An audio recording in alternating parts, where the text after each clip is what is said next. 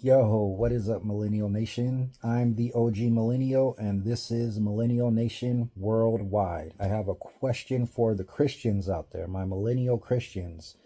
Give me some insight. Christianity believes in Jesus, Catholicism believes in Jesus, Latter-day Saints Mormons somewhat believe in Jesus.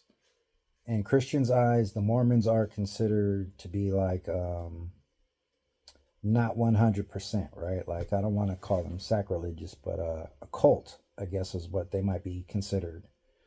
But I don't hear the Christians calling Catholicism a cult, even though there are like distinct differences between Catholicism and Christianity. So I was hoping I could get some information from you guys and get your insights. What do you think about the two? Are Catholics more like Christians, and so their differences in rituals and whatnot are accepted, and the Mormons are not?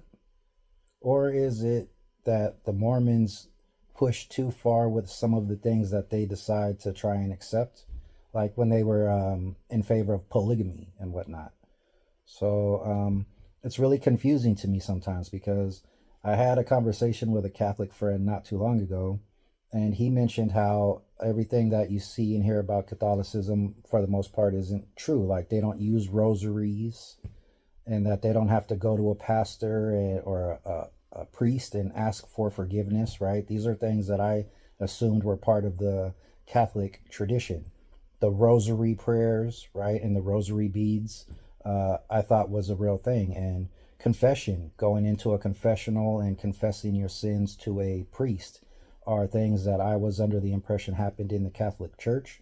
But I had a Catholic member tell me that they're not. So I'm confused about that as well, right? So that is a clear example, right, of the differences between, at least one of the examples of the differences between Catholicism and Christianity, right, is the fact that Christians say that you don't have to go to a person and ask for forgiveness. You can go right directly to Jesus and ask for forgiveness.